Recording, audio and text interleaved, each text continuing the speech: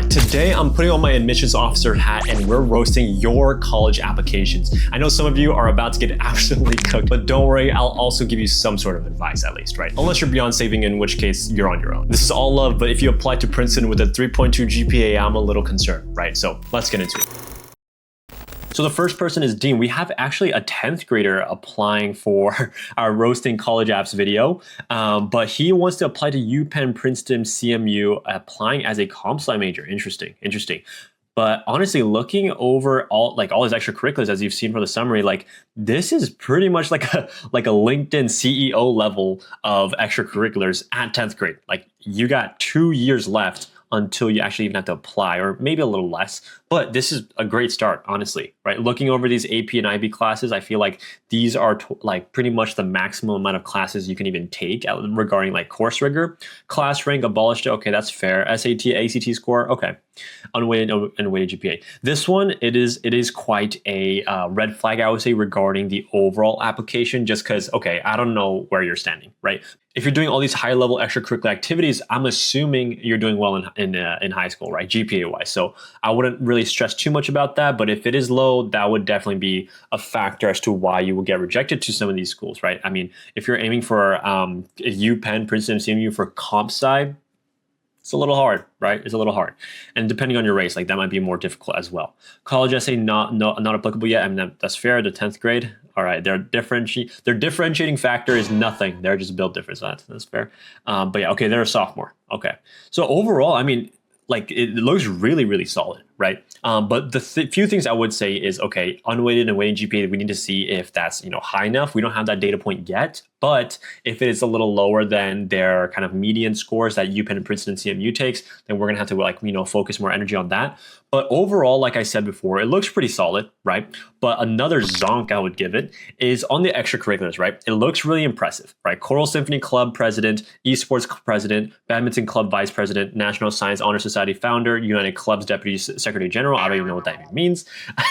I guess all those combined. But the one thing I do want to emphasize on here is that these titles mean something, but doesn't mean everything, right? So when admissions officers read through this, right, if you don't show clear impact, which I feel like I do, right? For example, badminton club, right? What is it exactly that you do, right? And for esports club, what do you exactly do? What kind of achievements have your team gotten, right? And for choral symphony club, what kind of organizations or events have you played for? What kind of, maybe name some big ones that you do, right? And maybe if you go to Disney Hall, for example, and play for there with your choral symphony club, I don't know where you are located, but something like that to show the impact itself, because title only won't be the reason why it's impressive, right? It's about, okay, if you have that title, what did you do with that influence, right? If you're just sitting there just doing nothing just because you have the VP or president title and just saying I'm chilling, that's not the way to go, right? So focusing more on impact and also finding quantifiable impact as well. So honestly, if you just keep focusing on the depth of your extracurriculars instead of going too wide, right? I feel like even with what you have so far is pretty good, right? All I would say is for you to just dive deeper in what you have already. And I mean, colleges eat that up, especially if you're a founder or a president or a leader, but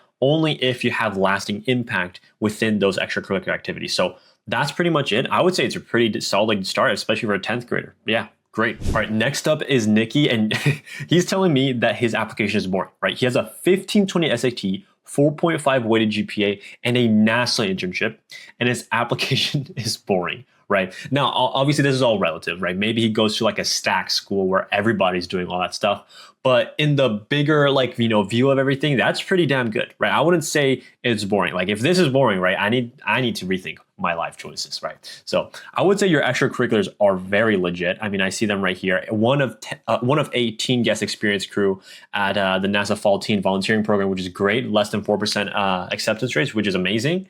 UI UX intern. I'm not 100% sure on the validity of this, right? Especially I just don't know you, right? Now the question is, can you prove the validity of this through the impact that you might have, or maybe your extra letters of recommendations or your essays maybe, but from the surface level side of things, it looks great. Lead instructor of computer science, coding and hands-on, okay, meet parents on kids, okay, after school till 7 p.m. creating great. Okay, awesome. So how about putting more like I really want to emphasize on the impact of these extracurriculars, right? How many kids, right? How many of these students are you helping and helping them improve their performance within the coding world, right? And then the other stuff, other sports instructor and team leader, taekwondo, okay. Yeah, these are just nonprofit or like, yeah, a web dev with national accounting organization. Okay, awesome. So this one is very doxable because I have my name in it. Okay, awesome. I mean, overall, extracurricular wise, is sick, right? I would just lean into similar to the previous student, right? Just to go a little deeper into like the quantifiable aspect of things, right? If you've created 5+ sites for these political positions and campaigns, what like I'm not like a political guy, so I'm not sure what these websites would even do regarding like the political aspect of things. But say for example, if it's like a landing page and maybe you increase the click-through rate for someone joining like a webinar or some sort of program, like that, those numbers actually do matter, right? Because you're not just putting up like this slop of a mess and calling it a website, right? You're creating something that creates value for the people that you're working for. So I think in that way, you could definitely add more impact there. But overall, I'm really liking these extracurriculars. I do see that your college essay, you're saying that you're trying to show different phases of your life from living in a village as a kid to moving to a metro city in Asia, then to California 9th grade and finally to Texas. Awesome. I mean, I feel like you have a lot of personal storytelling to do in your essays and a lot of opportunity to do that, especially with all the experience that you got, which is great. But then I see why should I wrote I have a bad GPA. I am considered an international student. This sentence right here is like worse than the death sentence. I'm just kidding. But if it's for schools like he's thinking, okay, GA Tech, maybe, I mean, depends on this major, right? If it's, say, look at this, right? Computer engineering, computer science, for example, GA Tech used to be like top 4, top 5 for computer science, which is insane. But if you're aiming for these top 20-ish schools, right? MIT, Caltech, UCLA, I wouldn't say UC, but Rice, UMich, UT Austin. I mean, depending on the majors, like within the top 20 range. Now, for these schools, if you're an international student, it's gonna be much harder, right? So I want to give you some like visual representation of something like this, right? The bar to get into Ivy Leagues and top 20 schools, say for example, is like right here, right? And to get scholarships from these schools as a domestic applicant for Ivy Leagues and top 20 schools is even higher because not only do you have to get in, you have to be more impressive than the students that are around you within the same school, by the way, to get the merit scholarships, right? And then a level above that is for international students applying to these Ivy League and top schools, right? So it's even harder than compared to domestic students trying to get scholarships. And then what's beyond that? International students aiming for these top schools for a full ride, right? So it is extraordinarily complicated and also very difficult. But honestly, with what you have so far, I would say it's a pretty solid application. I know you say you have a bad GPA, but again, I'm not 100% sure as to what that really means because GPA is like relative, right? I don't know what other GPAs that your peers have or what your grading scale looks like. I don't know what your course load looks like. I know I have a glimpse of it, right? This so far looks pretty decent, right? It doesn't look bad at all. But then I don't know what, like, say for example, if they offer dual enrollment, which could boost the GPA, right? If you could take advantage of that, 100% do that. But overall, the unweighted GPA, it's not bad, right? But it's not a selling point. I want you guys to understand GPA as like the ticket to at least get considered, right? If you can't handle the course rigor of the school that you're applying for, like they're not even gonna consider you. Like why would they, right? Unless there were like extreme circumstances, like they're not gonna really consider someone that is much lower GPA regarding, or at least relative to everybody around them, right? So 3.85 unweighted, I wouldn't say it's bad, right? But obviously it's not like the best. It's pretty good. But I'm assuming, like, I mean, especially for aerospace, computer engineering, for example, dude, it's tough, right? It's not an easy game, but overall, you're on the right path. You have maybe a few semesters, maybe 1 to 2 semesters to try and boost that GPA up just a little bit, but it won't be like a monumental shift in your GPA, obviously, just because it's so late into your high school career. But overall, extracurricular wise, man, I think it's great. I think it's really great, and you should be proud of yourself. This is not like some sort of boring ass application. I think it's great. So keep it up, and let's move on to the next one. All right, next one is Eddie, or it says a special Eddie, or just Ed for sure. Let's just go with Eddie. All right, let's just go with Eddie. He wants to go to UCLA, Stanford, UCR, UCSD, but mainly MVC. Moval College. Okay, interesting. I've actually never heard of Moval College. Interestingly enough, but major he wants to apply for is molecular biology. Okay, he wants to become a gynecologist. Now, weighted GPA 4.3 and unweighted 3.8. Again, similar to the previous applicant, for example, it's not like a red flag, but it's also not like a selling point, for example. So I wouldn't say it's like the best, but it's not bad at all, right? But SAT 1250. What grade is he? I don't know. Shoot, I'm assuming. This is my bad. I should have put a question for like what grade they are, but I'm assuming they're like 10th, 11th grade. But 1250 for schools like UCLA, Stanford. Okay, UCR for UCR, MVC. I'm assuming that should be that. Actually, even UCR for molecular biology, 1250 is not going to fly. Right. I know they're test blind, but in the caliber of UCR, 1250, I don't even think would fly. So this one, I would 100% retake it if you have the time. You could find all the resources you need, all the guidance, all the tutoring on YouTube for SAT, right? I think it's Hayden Rodea, and there's also Learn SAT Math on YouTube. Like they're the goats regarding SAT. So check them out. I've actually met the Learn SAT Math guy. And he's a great guy, and his stuff is exceptional. So definitely check them out. It's all free anyway, so why don't you? AP class wise, I think it's pretty strong. I'm assuming if it's your AP pre-calculus, I'm assuming you're a 10th grader. Just because, I mean, by 10th grade or 11th grade, or at least by 11th grade, you should be taking AP Calc. But all right, class rank 16th, not too bad. But again, I'm not sure. Again, this is my bad. But I'm not sure like how good this is relative to your class, right? If it's like 100 students and you're 16th, it's not as good compared to like 16 out of like 450, right? So there's like relative numbers for this. Top 5 activities: tennis, video games, reading, manga, studying. I don't know. How are you gonna justify video games as an extracurricular, right? It's really hard to. If it's esports, for example, like Dean's, where they're winning competitions, creating events, and bringing together like a community, like that makes sense. But if you're playing video games for the sake of playing video games and saying like, oh, I got a high rank, it's a hard sell. Unless, like, for example, UCI, using that one as an example, they actually have like an Overwatch team. So if you're like super high ranked in Overwatch, maybe you could get picked up as like a player. I don't know, but this kind of looks a little underwhelming, I would say. But I've actually read this essay a little earlier, but if you guys want to give a read at it, by all means, go ahead. But it's very much like, why, say for example, you're on like a job interview, right? They're like, why do you want this job, right? It feels like you're telling me, oh, I just want to make money. I don't even care about the position. I just want to make bank, right? It feels like that, right? Because I understand that you want to be just brutally honest, and I tell you to on my videos to be yourself, right? To be authentic. But there's a difference between being yourself and just like having no filter, right? We want to show our best self, right? Best self within the frame of college admissions. And so that's why I feel like this essay is a little lacking, because I feel like the writing level is, I don't know why I'm giving AI vibes just a little bit. But overall, it's giving like villain origin story right here, right? But I mean, I honestly respect it, right? This is one of the first people I've seen who openly just admitted to just wanting to get the bag, right? That I respect that.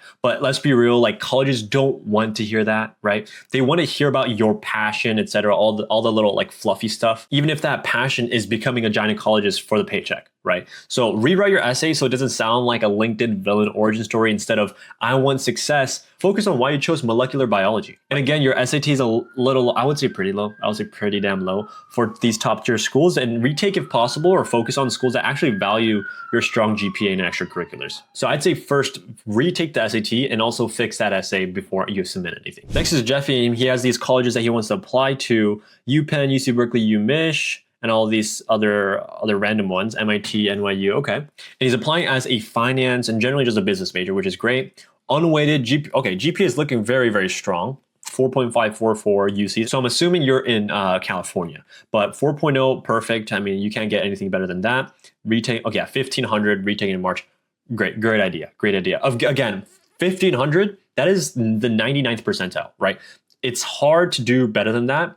But if we're talking about schools like MIT, UPenn, UC Berkeley, again, test blind, so it doesn't really matter. But NYU, for example, then that's where that extra few points could make a difference. I would say the bucket within the ranges of 1500 to 1600, the buckets are kind of like 1500 to 1530, and then 1540 to 1550, and then 1560 to 1600 is kind of like that next level type of thing. Now, if for you, I would say once you're past the around like 1540 mark, you should be completely fine. But if you are really worrying about what kind of score you should get, you could literally search up like the common data set for these schools that you're applying to. Say, for example, UPenn, you could search up UPenn common data set and find, I think it's section C9. I'm not 100% sure, but it is on there. So you could find the 25th, 50th, and 75th percentile on like the scores that they actually accept, and also the percentage of students that even apply with those with their scores, right? And so I would kind of look at that before, and then kind of gauge, okay, what kind of effort do I have to put in to get this type of score, right? So that's pretty much it. AP's classes, yeah, you're the GOAT or something like that. Oh my God. AP's okay. AP Euro, AP Mandarin 4 honors. Okay, Mandarin. Wow. I'm assuming you're like Chinese or something like that, but that's really good. I think you could. I think AP Chinese, for example, that one is the most. That was the easiest AP to get a 5, but that number is obviously skewed because the only people that take the AP Chinese exam are Chinese people or like Taiwanese people, for example. And so I would actually recommend you to take that if you possibly can, because that's just like a free 5 and also can give you credit for college. Overall, though, I'm looking at your extracurriculars. Baking club starting this year, youth committee, only joined in junior year.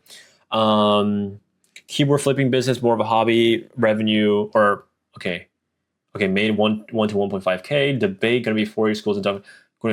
Okay, awesome. So I would say the biggest one here, right, is just definitely just, I know you said you have like a lot of like miscellaneous stuff, but I do see like your biggest one would be the debate. And maybe the youth committee one, but I don't really see too much of an impact like by yourself, right? Because you're like a big group of people of like 21 people.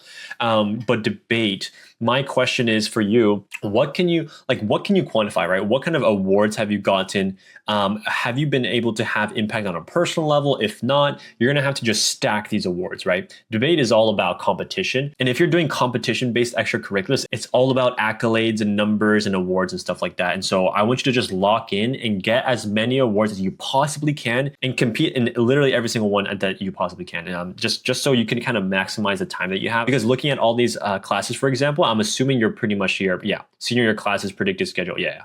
So you're going into your senior year. So you don't have much time, right? You don't really have the time to create something brand new. All you could really like realistically do is focus on the ones you have right now and just go all in on it.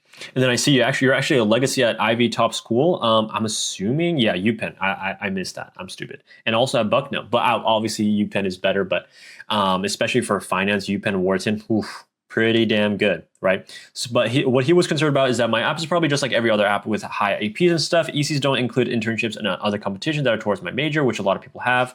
I try to maximize. Okay. I'm a middle class suburb kid. Overall, just kind of want to figure out only a handful of ECs compared to the common shotgun method of doing a bunch of competition. Okay, that makes sense. Overall, I mean, stats wise, you're perfectly fine. The SAT, it's good. It can be better, which is why I'd advise you to retake it, because I feel like you're just right around the corner of becoming like statistically perfect for top schools, right? But once that's done, it's the question of, okay, with what you have so far with your extracurriculars and your other opportunities, like your letters of recommendations and your essays, what can you do, right? So extracurriculars, like I said before, just fully commit on what you have right now. I just think it's wasted effort and brain energy or whatever it's called to try new things just for the sake of like desperately finding new extracurricular activities. It'll be obvious it'll be obvious on your application that you're doing it just for the sake of your college application. So I'd kind of stray away from that. But essays is another way to really boost your application. Spending time during the summer of junior year. Please, you're going into senior year. This is prime time. Once June hits, you should be hitting the books and reading those essay prompts and working on your essays. If you are not, you are wasting your time. Okay, so please start early.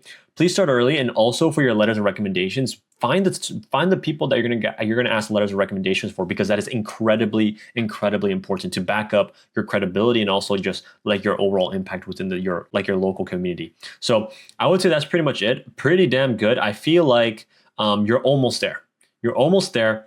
but I mean, it's too early to say just because I haven't seen your essays, but like you said, you're not too sure on it either. So make sure you lock in for that during the summer. Next is Armani, which is our final student, but let's just cut to the chase. You said, and I quote, I see it right here, I'm a Sigma who needs guidance for real, right? No, you don't. If you're a true Sigma, you don't need guidance, all right? So let's get out of here. All right, that's it for today. So some of y'all had some solid apps, I'm not even gonna lie, and some of you need some serious help, right? But at the end of the day, it's all about strategy, right? I make all these videos for absolutely free and sell the implementation when you work with our former admissions officers, but that's not a need, right? If only you want extra help and guidance throughout the process, that's what we help with. If not, you could do whatever you want with this information, right?